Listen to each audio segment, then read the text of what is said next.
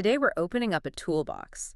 And this one isn't just for, professional speakers or performers, but really for anyone who communicates, connects, or, well, just lives. Yeah, we're Be- diving into the mechanics and the whole philosophy behind personal narrative storytelling. And the thing that jumped out at me right away, the thing we found in all this material, is this really surprising claim hmm that being a great storyteller, it doesn't require you to have lived some huge, dramatic life. Right. You don't need a resume packed with near-death experiences or felony arrests or these wild tales of surviving in the wilderness. None of that. In fact, what really makes a story connect, what makes it resonate, are often the simplest, most everyday moments, the ones you would probably miss if you weren't, actively looking for them. That is fascinating because that just totally goes against what you'd think, right? Yeah. The popular idea is you need chaos to be compelling. So our mission for this deep dive is to cut through all of that noise and give you a really detailed, repeatable toolkit.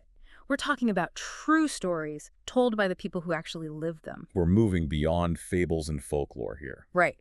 We're focusing squarely on the techniques that can transform your own raw life experience into really profound communication. And we're going to extract the core strategies. Things like this, a rigorous daily practice called homework for life. Which sounds intense. It sounds intense, but it's not. And we'll talk about the art of finding what's called the 5-second moment and some pretty ruthless structural rules for keeping an audience absolutely hooked. And the claim is that these don't just make you a better communicator, but they fundamentally change how you perceive your own existence. They do. This is the key we found to slowing down that feeling that life is just constantly rushing past you in a blur. Okay, so let's start right there with the fundamental utility of all this. If I'm not planning on, getting on a stage at a story slam, why should I spend my time mastering this? What's the real difference maker here? The difference maker is attention. That's it. Storytelling, at its heart, is the oldest and, frankly, the most effective technology for holding human attention and transferring information. So it's not just for performance, it's for everything. Everything. Think about the applications. Whether you're a CEO pitching a really complicated business idea to venture capitalists, or you're a teacher trying to make the metric system finally stick in a high school classroom. Or a wedding DJ trying to get hired. Exactly. Or just a normal person making small talk at a conference. The person who can wrap their point in a compelling narrative, they always win. They just do. It feels like we so often mistake just listing facts and data for actual communication. We do. We totally do. We assume that if we have the right data points, people will just naturally listen. But stories activate both sides of the brain. They create context and, more importantly, emotion. And the source material really emphasizes this, even in just the most mundane situations. It does. I mean, if you just want to be a better dinner companion, the person people actually seek out at a party, the ability to tell a concise, engaging story is way, way more valuable than giving someone a detailed, linear chronology of your week. That makes perfect sense. Now, we should make a really crucial distinction here. When we're talking about live personal narrative, we're not talking about stand-up comedy, are we? No, and that distinction is absolutely vital because the relationship you have with the audience is completely different. How so? Well, when you go to a comedy show, the audience is often, leaning back, arms crossed. They're implicitly saying, okay, I paid money, you better entertain me.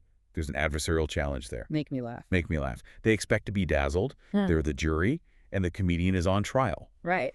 But in personal narrative storytelling, especially in environments that are built for vulnerability, like the ones run by the Moth or similar groups, the audience leans in. Oh. They aren't challenging you. They genuinely want to hear what you have to say. An ideal story is not built to, quote, razzle-dazzle at any cost. It's built on trust and connection. It's about sharing something that shows your humanity. And that leads right into the profound personal impact of doing this. When a storyteller shares a piece of themselves, especially that vulnerability, it creates a kind of mirror effect for the listener. Yes, it's the fundamental assurance that we're not alone in our experiences. When a listener hears a true story of struggle, or a dumb mistake, or a profound realization, they often recognize their own unspoken feelings in that storyteller's journey. And for the storyteller themselves, the benefits are just as big. Oh, absolutely. How does it impact your closest relationships, let's say, with your family? The sources cite this tremendous benefit in allowing your loved ones to see you outside of the family context. When you tell a story about a challenge you overcame at work, or a moment of realization you had with a total stranger, your family sees you not just as a son or a daughter, But as a whole person, as a dynamic human being with a full inner life. And, crucially, it bypasses what's called revisionist hindsight, where family members are constantly rewriting history based on who they think you are now. That's a destructive pattern. It is. Storytelling forces them to see who you were then.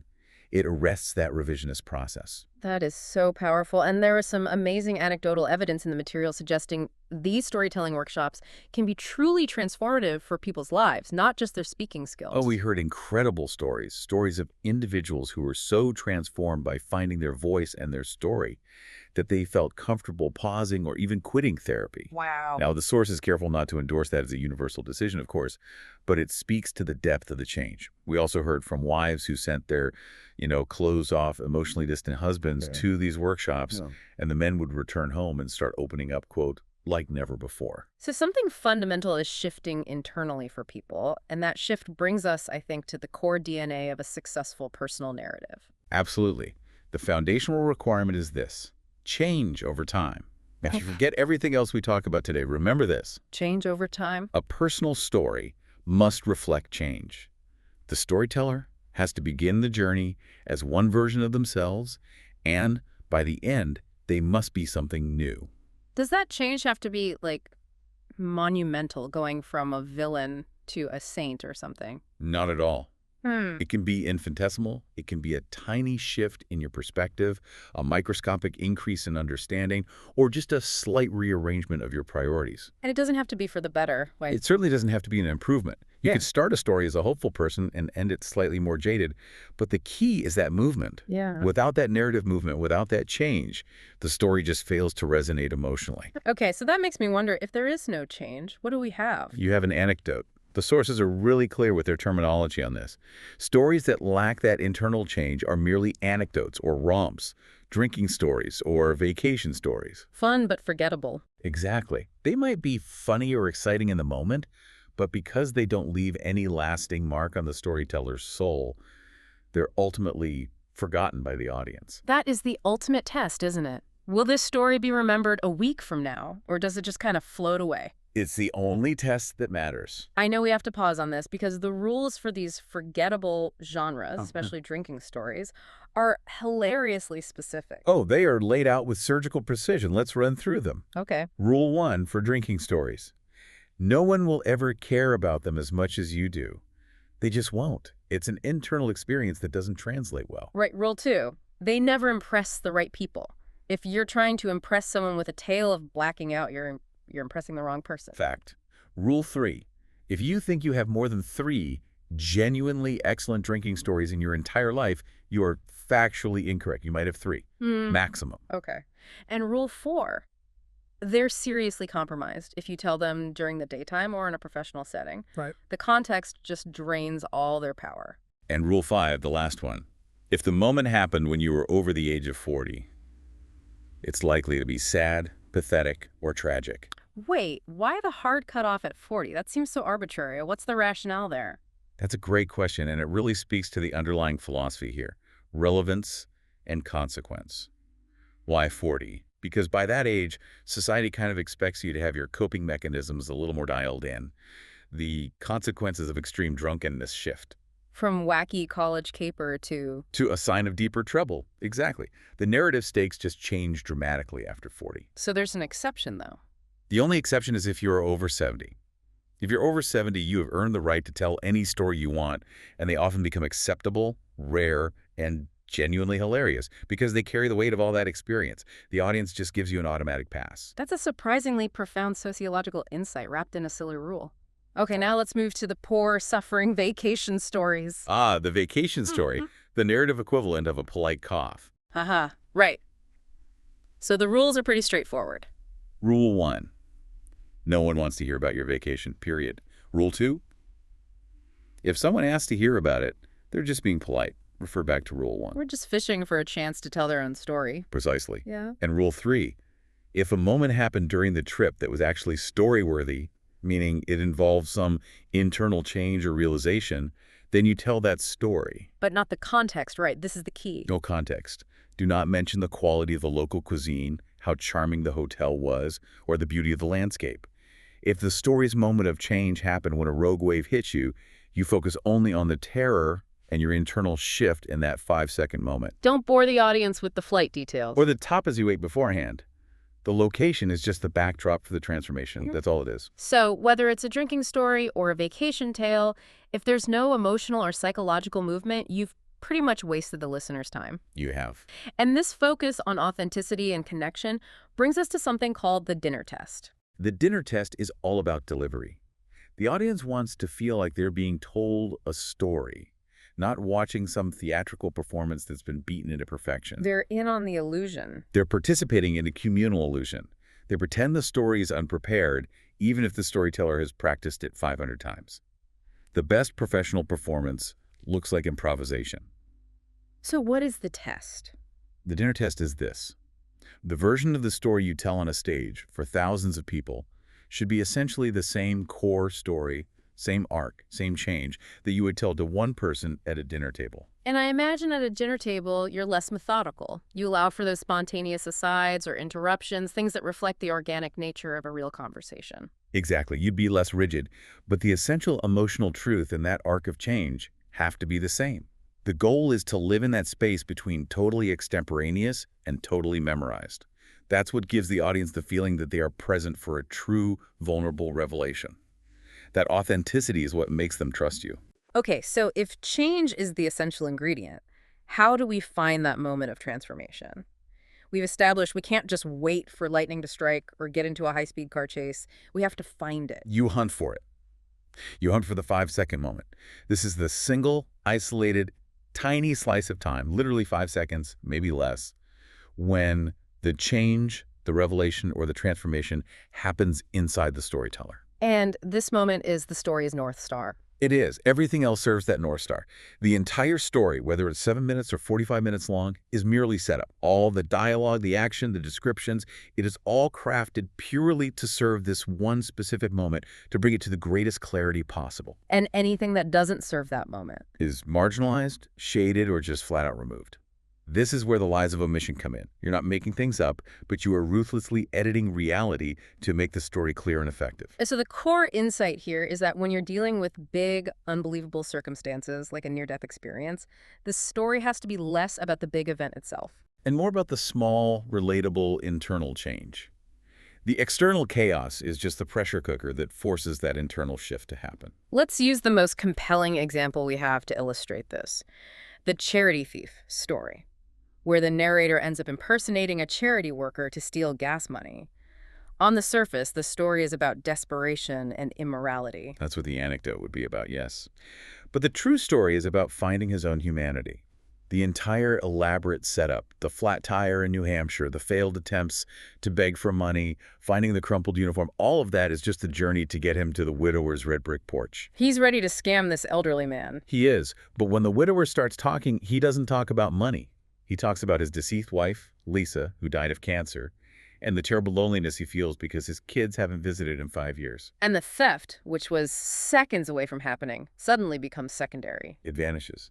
The 5-second moment is not when the narrator takes the money. It's when he's standing there listening to this man describe this deep, crippling, soul-crushing loneliness and regret. And that's the transformation. That's it. The narrator realizes in a flash how utterly self-absorbed and foolish he's been.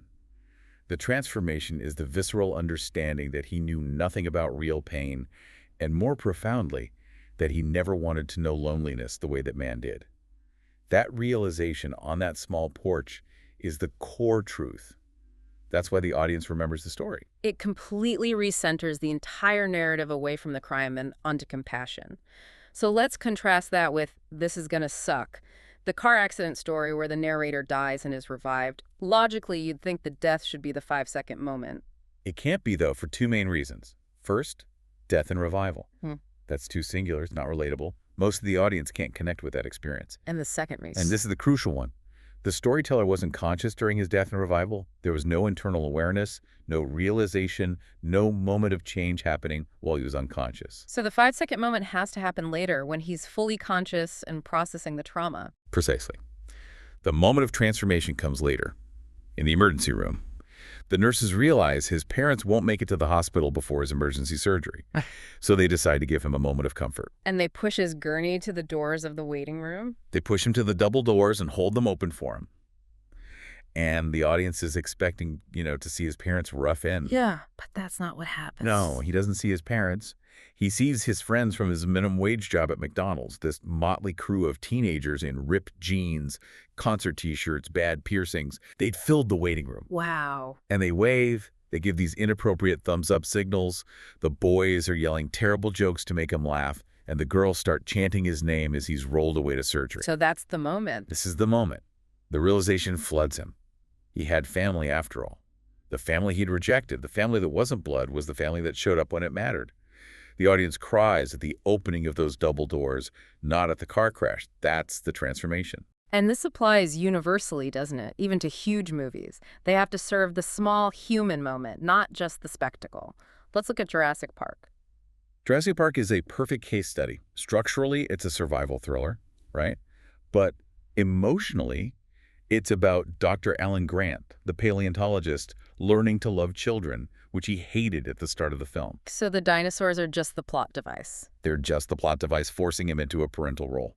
That's it. So where is his 5-second moment of change? It's not when he sees the T-Rex for the first time, is it? No, because that's external awe.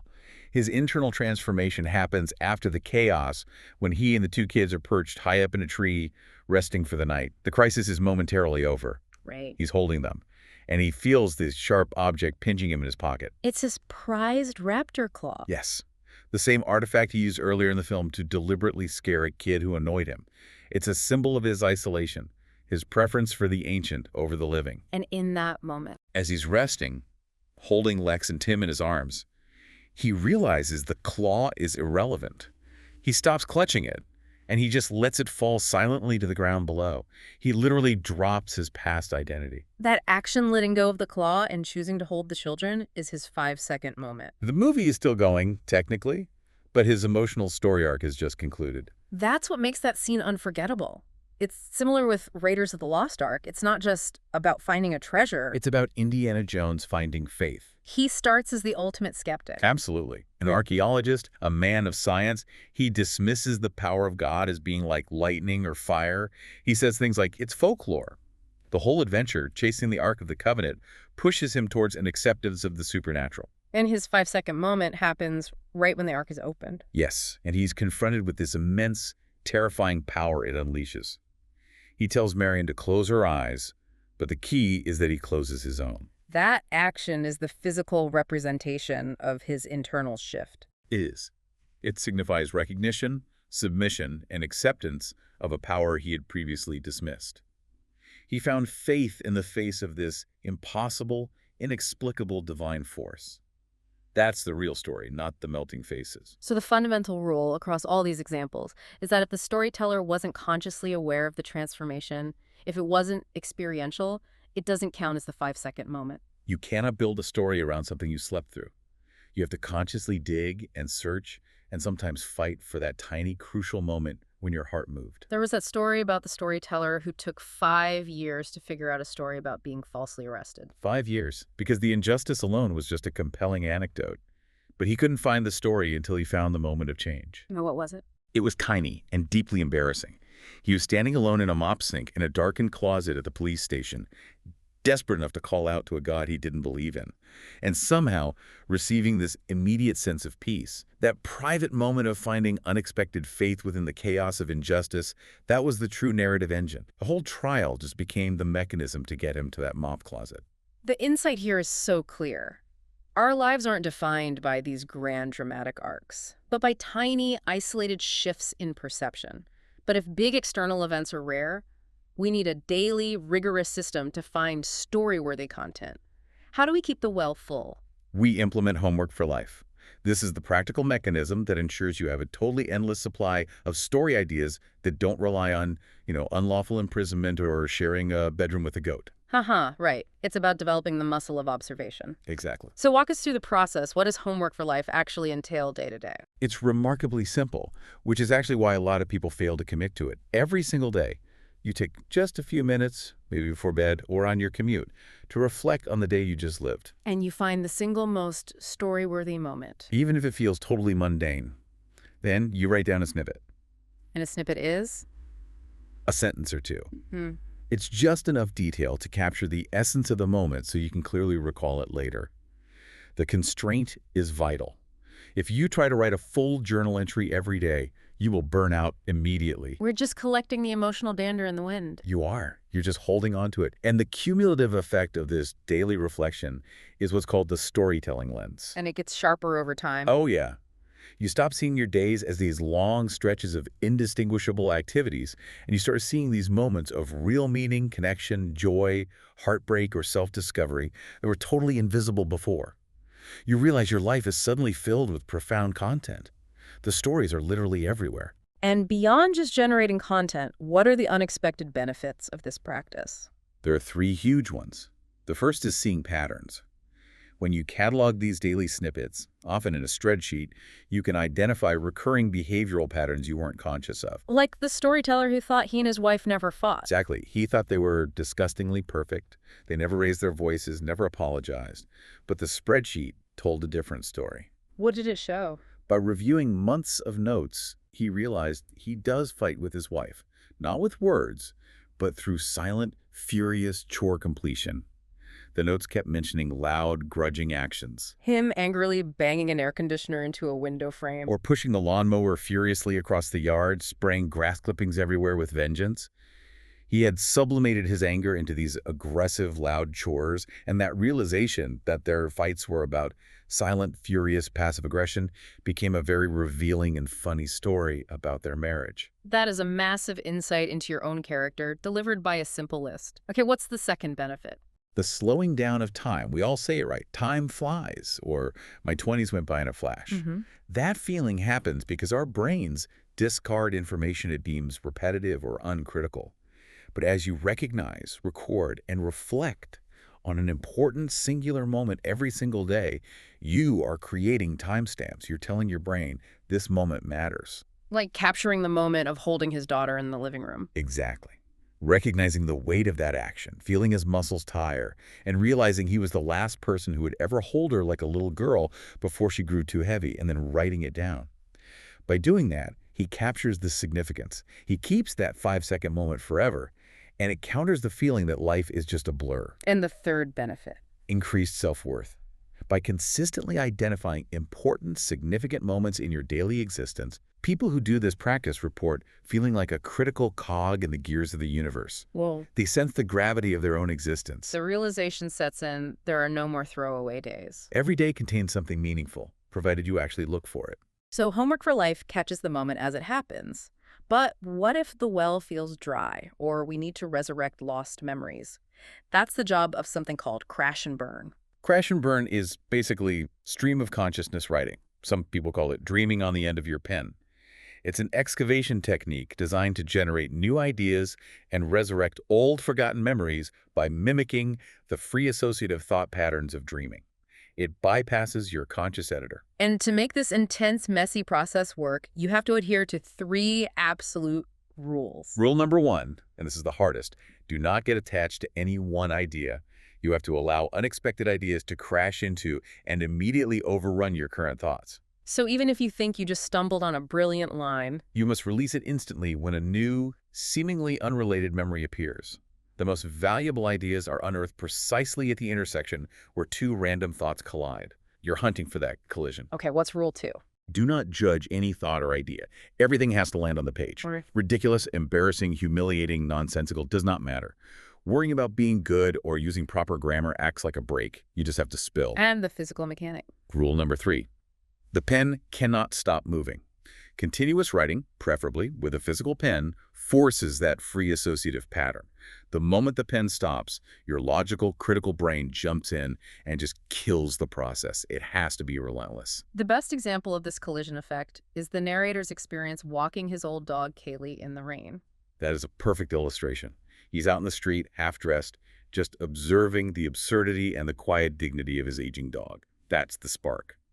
But keeping the pen moving, The free association begins. The rain and the darkness spark a feeling of loss, and suddenly Measelman, his first dog, lost in his parents' divorce, fills his mind. A completely different, much deeper emotional vein. It is. He realizes for the first time as an adult that his father, in the divorce, didn't just lose a wife and a home, he lost his dog, Measelman too. The shame and pain of that loss from his father's perspective was a profound realization he'd never had as a boy. That's a deep, powerful story idea. But the crash and burn session didn't stop there. There was a third collision. Just as quickly, the sensory memory of the downpour and being half naked brings back a completely forgotten memory from his teens. Having sex with a girl named Jennifer on a golf course when the sprinklers fired off at midnight, drenching them. So one 3-minute writing session, fueled by a sensory memory, generates 3 distinct, deep story ideas. The dignity of his aging dog, a painful realization about his father's loss, and a hilarious, forgotten teenage story. It just proves your memory is full of valuable content, but you need a systematic, slightly violent way to retrieve it. And we have one final essential tool for story finding. The first, last, best, worst exercise. Right. This is adapted from a technique used by the Moth's artistic director, Catherine Burns. It's a fast-track way to surface central themes and forgotten memories. How does it work? You create a chart with simple prompts, like kiss, car, pet, or trouble. And then for each prompt, you quickly fill in the first, last, best, and worst instance you can recall. And once the chart is filled out, how do you analyze it? You step back and you look for 2 things. First, entries that appear more than once. If the Datsun B210 appears under first car, and worst trouble, that's a huge signal. It's screaming, I am a story you need to tell. Exactly. It's central to your life narrative. And second, you look for entries that provoke an immediate, sharp, emotional response, no matter how minor the entry seems. The material even mentions using intentionally uninteresting prompts, like tree or toaster, just to prove the technique works. Yes, to show that the mind will always fill in the connections. The worst Christmas present prompt, which seems trivial, led to one of the narrator's most successful stories, the electric socks for Mom. These were battery-powered socks his tiny 89-pound mother wore while being forced to work outdoors as a security guard by a hospital that was trying to get her to quit instead of paying her disability. A simple prompt about a bad present led to a story about shame, justice, and the inability of a son to help his mother. That story was deeply buried, long forgotten. But the combination of worst and Christmas present forced his mind to locate a memory tied to emotional pain and failure. It proves that even the most random prompts can generate highly productive story ideas, because the human mind always prioritizes emotional resonance. Once we have the content, the next challenge is crafting it for maximum impact on a live audience. Since the audience can't rewind, structure is absolutely everything. Apparently, the beginning is the hardest part. It is. Great storytellers know the first idea for a beginning is almost never the best. They fight for the correct entry point because once they find it, the rest of the story just flows. They often spend more than half their crafting time just finding that perfect first line. And the guiding principle for finding that starting point is the closest to the end rule. Absolutely. Start the story as close to the 5-second moment, the emotional climax, as you possibly can. This eliminates all the unnecessary setup and simplifies the entire narrative. Because oral storytelling is like a continuous river. Exactly. If the listener steps out to ponder some irrelevant detail or gets confused, the story keeps flowing, and they spend the rest of the time just trying to catch up to you. You gave that excellent example of revising a story about a bad car rental in Florida. Right. In the first draft, the story started in the Connecticut airport, detailing the 5-hour flight, the terrible airplane food, the uncomfortable seat, the delays. None of it was relevant to the core problem, which was the car itself. So how was that story salvaged using the rule? By ruthless editing. The start was moved from the Connecticut airport to the rental counter itself. All of it. 1,200 miles of distance, 5 hours of travel, the airline name all eliminated because it didn't serve the 5-second moment. And the story became instantly tighter. And the action intensified immediately. And that start has to have forward momentum. Right, to pull the audience into the cinema of the mind right away. Yes. You start with action whenever possible. Walking, running, driving, arguing something that suggests movement. Avoid starting with, you're going to laugh at this, or a thesis statement. That makes the audience feel lectured to, not transported. Once we have that momentum, we need stakes. Even in the simplest story, the audience has to know why they should keep listening. This is where we use the elephant. The elephant is the obvious, large statement of the need, want, problem, or mystery that you establish early on.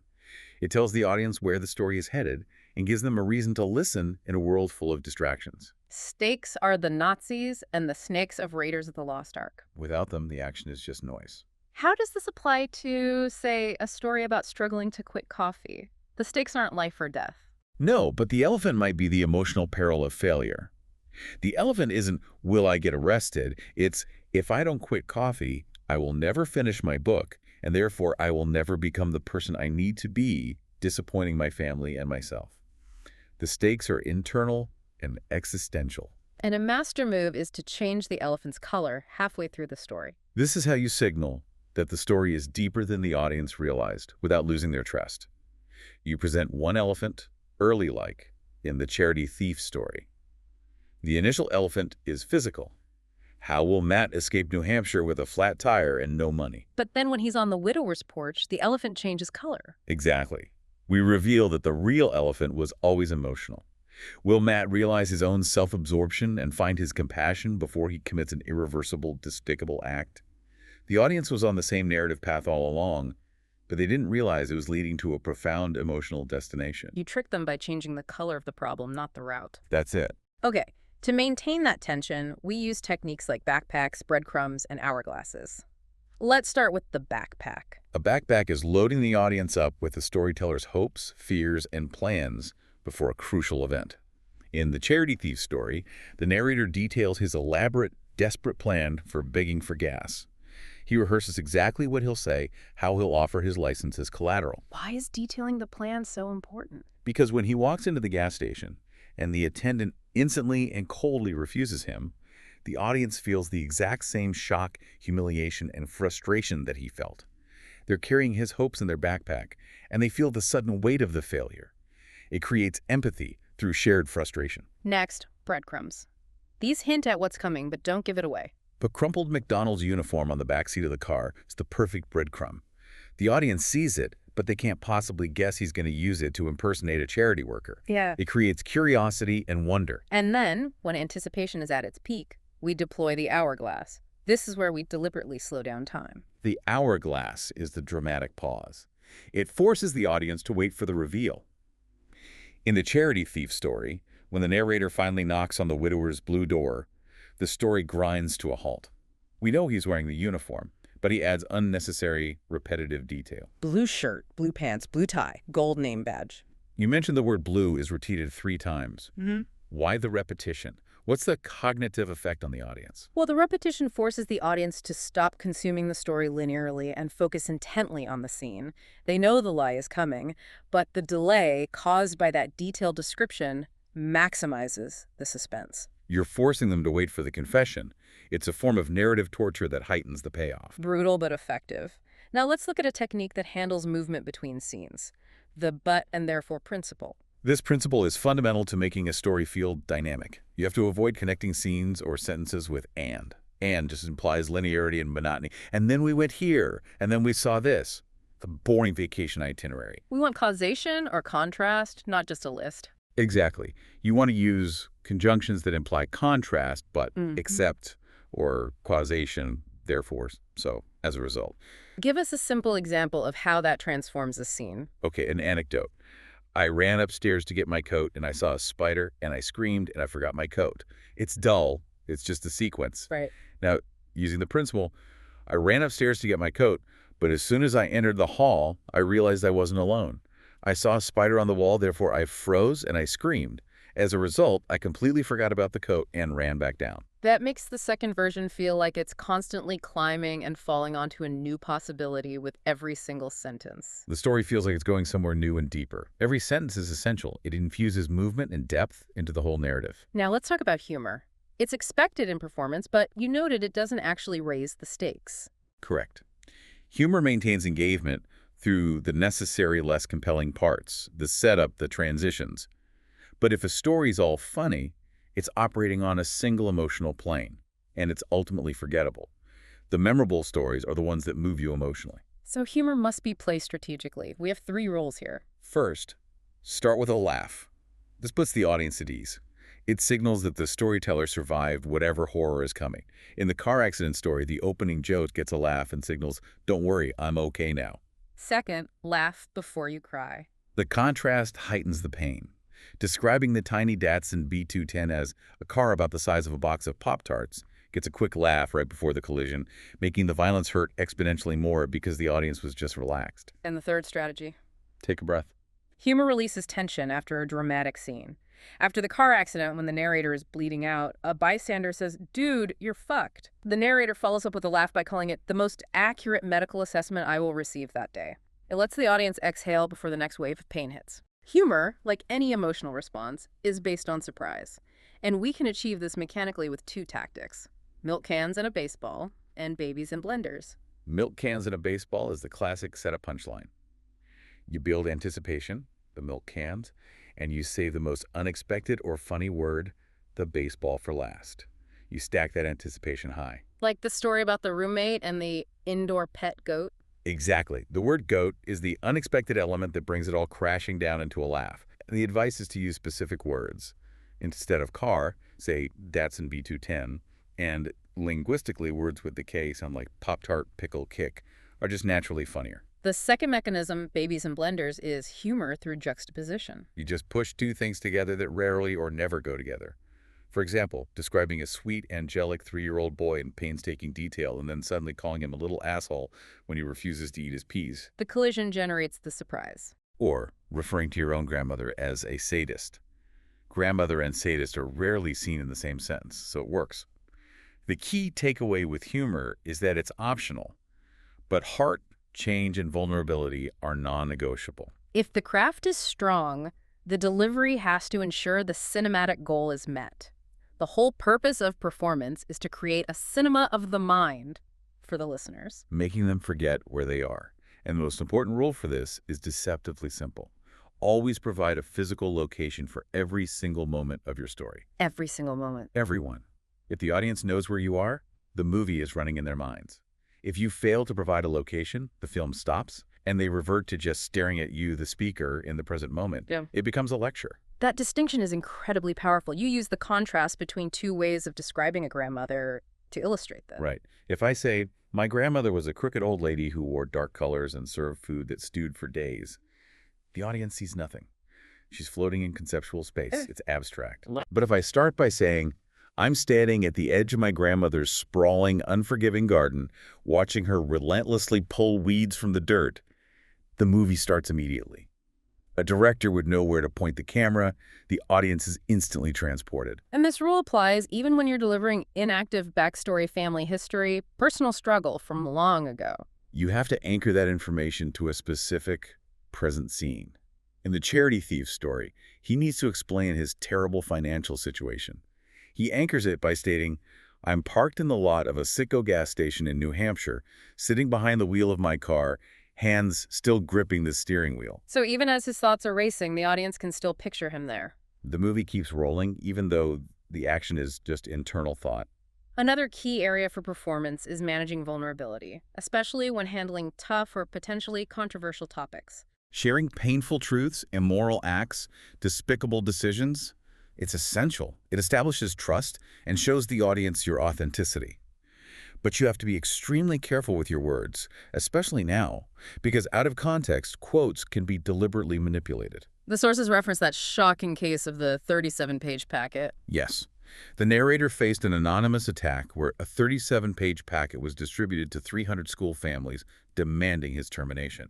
This packet was built entirely from blog excerpts and story details that were intentionally decontextualized to portray him as immoral or negligent. Can you give an example of that manipulation? Sure. A criticism of girls wearing specific branded clothing that drew attention to their bodies led to the statement, I find myself staring at girls' butts every day. That was excerpted without the surrounding text about moral outrage and personal struggle. It's a total distortion. A complete distortion.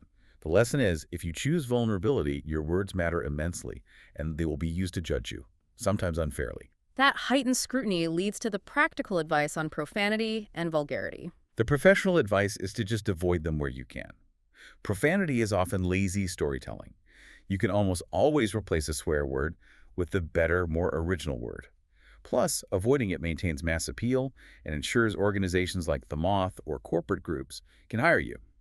And when dealing with vulgarity, sexual acts, bodily functions, the advice is to tread lightly. Use euphemisms, allusion, self-deprecation. The primary concern is protecting your audience and maintaining that cinema of the mind. If it would be awkward to talk about with your grandparents in mixed company, you owe it to your audience to be delicate. So if the storyteller executes all of this, the structure, the location, the vulnerability, the goal is simple: time travel. You're trying to trick the audience into forgetting they are in the present and transporting them completely back to the scene. And to maintain that spell, there are rules. Okay. Use the past tense most of the time, though you can use present tense strategically to intensify a moment. Don't ask rhetorical questions. It turns the story into a Q&A. Don't address the audience. Don't acknowledge their existence. Do not use props. They break the spell instantly. And never, ever mention the word story in your story. If a storyteller can achieve this deep immersion, the benefit is enormous. It provides what you call a modern superpower. The ability to hold attention and communicate clearly is arguably the most valuable skill in the modern world.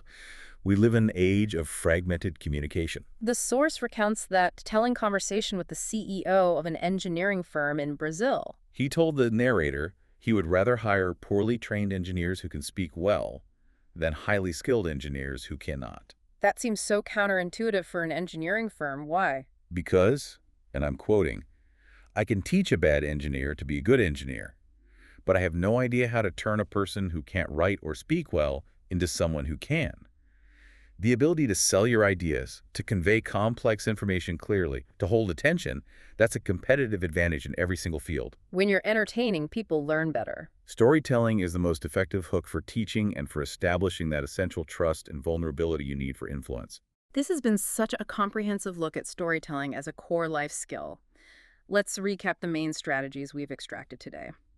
The story is fundamentally the change that happens in you, the narrator, and it's crystallized in that 5-second moment. Whether that moment is finding family or faith, or just realizing your own self-absorption. And that profound content is found through 2 essential tools: the daily reflection of homework for life, Which develops your storytelling lens and, remarkably, slows down your perception of time, and the relentless excavation of crash and burn, which forces your subconscious to resurrect lost memories. we learned that craft is paramount. You have to start as close to the end as possible, establish the stakes with the elephant, and ensure every single moment has a physical location to keep that cinema of the mind running. And that structure, delivered through things like the but and therefore principle and the hourglass, is what maintains tension in a world of endless distraction. But the ultimate, most profound benefit of engaging in this kind of vulnerable storytelling is the personal connection it forges. It is. The ability to share your humanity and your flaws is a powerful connective force. We saw this exemplified by the unexpected times when women shared their own miscarriage stories after hearing the storyteller share a different type of loss, just recognizing that he had successfully navigated similar emotional territory. Sharing your story gives other people unspoken permission to share theirs. So we encourage you to start your own homework for life practice immediately. Even just 5 minutes a day can transform how you perceive your existence, proving that your life is filled with important, significant moments that previously just went unnoticed. There are truly no more throwaway days. And here is the provocative closing thought to take with you. When you gain the superpower of personal narrative, you gain the ability to make others feel seen and understood through your own truth. You never know who you might reconnect with or who you might help simply by sharing what happened to you. As long as you keep talking, as long as you keep telling your story, you will always find your way back.